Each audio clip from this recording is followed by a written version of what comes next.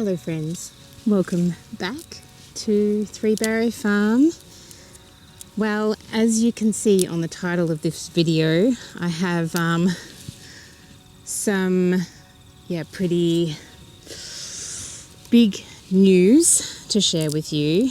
Before I delve into the topic of today's video, I just wanted to let you all know that I'm going to be doing a Q&A next week. So if you have any questions for the way we live here, so off-grid or on our homestead or with the animals or the garden or anything really, please pop them in the comments below and I will answer them in one of the videos next week. I'm just harvesting some carrots. These are the last carrots that I planted back in spring and early summer, and they did quite well despite the fact that we've had very, very dry weather, and I'm quite over it really. I'm very much looking forward to the cooler weather that's coming next week. I'm pretty sick of these 30 plus degree days. Especially today felt really, really humid because excitingly we had some rain, which we have not had rain, feels like for months and months. So that was some good news. Very excited about that. Look at these gorgeous purple dragon carrots. They are just so lovely. So the rain was very, very welcome. I'm not sure how much rain we got because we still haven't got a working rain gauge up and running yet, but we got around 3 to 4 mils. I know that's pretty small compared to other parts of Australia at the moment. I hope everybody up in Queensland and New South Wales are doing fine after that cyclone that hit. It's just been so dry this summer, and it was just such a relief to have some rain fall. So I'm very, very grateful for the rain, and hopefully we get some more rain tomorrow. There is some more expected, and then I think on Sunday, it'll be so lovely to get to next week and the cooler weather that's expected. I cannot wait. It's been so hard to get out here in the garden and to feel comfortable. And of course, it's very humid right now, and I've just been doing a small amount of harvesting of tomatoes, and now digging up these carrots, but I need to get digging some more. I've harvested quite a few so far in my basket, along with some cherry tomatoes. One thing that's also been happening here is we have this fox that is calling out for a mate at the moment at night time. So it's disturbing the dogs, and we're very, very conscious of keeping, all the animals safe. So it's been a bit of a wild couple of weeks dealing with that sound happening at night time. You sort of just, if anyone knows what a fox sounds like when they are sending out their mating calls and when they're also actually mating, they kind of sound like someone screaming in the worst possible way. So I've been hearing these yowlings at night time, and I'm feeling a bit tired. I'm hoping tonight the fox stays away. And I've also noticed that there's heaps of fox poo under the apple trees out in our front garden, because of course foxes eat all sorts of things, and they're eating some of our apples that have fallen from the trees. So there you go. All right, so what I've really come on here to talk to you about today, I was harvesting some of my tomatoes the other day, and I noticed some of them had a bit of funny sort of markings on the skin. So I opened them up, and I believe I found the very first fruit fly that we have had on our property in the 10.5 years we've been here, we have not had fruit fly here. And I knew it was, inevitable at some point that we would get it because it is spreading everywhere. It's coming down, down towards us, and then it's also in Melbourne, so it's coming up. It's just everywhere. But I'm pretty devastated to have found it, really, because we were doing so well not to have any issues. So right now I found it in 2 of my tomatoes. I have not found it in any more fruit whatsoever. I have stripped that plant of all of its tomatoes. Beside it are some cherry tomatoes, and I don't know whether they go for the cherry tomatoes because there's not as much flesh or, insides in the cherry tomatoes, but I have looked up how to make homemade traps, and I've made one homemade trap with apple cider vinegar and a little bit of dishwashing liquid in it. I'm just following some suggestions on some of the websites that I've been looking at, and you can put all sorts of things with the dishwashing liquid, but I had apple cider vinegar on hand, so I thought I'd give that a go.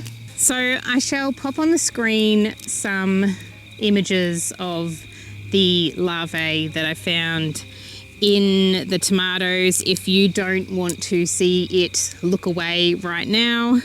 It's not a pretty sight. So immediately when I found these, I was gutted, really. I was just like, oh gosh, another thing to deal with now. I know we've been very lucky not to have had any in our garden for so long, and we've managed to keep it away, along with the majority of the community around us. I'm not sure how it's come here. I don't know. I'm pretty sure it travels in fruit, but I don't know much about fruit fly. So please do send me all of your tips down below in the comments on what I can do. I have purchased one trap from the shops. So I purchased this trap here, and I've hung that near where that tomato plant is. There haven't been any flies caught in the traps, so I'm not sure how this works, but I have put traps up. I'm not sure whether they fly around at this time, what their life cycle is. I'm not sure, like how many days it takes to get from larvae to fly. But immediately when I saw the larvae in the fruit, I put the fruit in water. So I've drowned it in water. And I remember reading this long ago. I also remember reading that you can put it in a plastic bag and freeze it, and that freezing it kills the eggs and the larvae as well. And I'm not composting anything. I had a few tomatoes that I took inside that I wasn't too sure about, so I just immediately put those in water as well. They didn't have any larvae in them, but whether they had eggs in them, I don't think so. Like nothing was visible on the skin, but I just sort of treated them as if they did have it in them just in case. So something else to deal with, and something new to us, something that is obviously not new to a lot of people. And some people have mentioned this summer, they've been saying, oh, so do you have fruit fly? Or, don't you have fruit fly? Why haven't you got nets on your fruit trees, on your tomatoes? Well, we will be taking good measures to keep this down and away from us.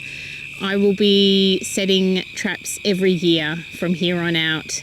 But yeah, send me your tips. Let me know what I can do right now at this time of the year. I have to keep adjusting the lighting on my camera because it is getting darker now.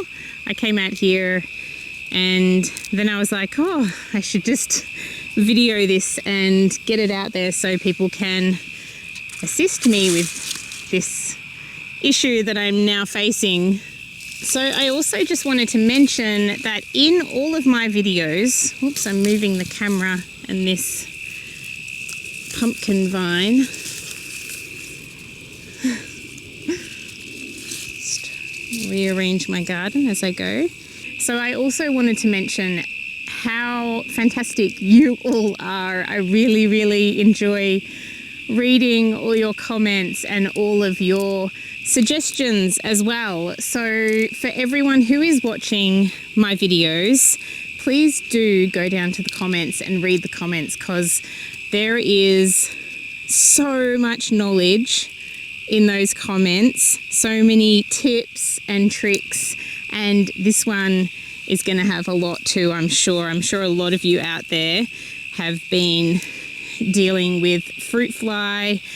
I don't want to just net everything and leave it at that. I don't think that is, I guess, the responsible thing to do. I think the best thing to do is to try and keep the population down, even if we can't get on top of the fruit fly and, eradicate it at all in our garden. At least we can keep on top of the population. And so that is my aim.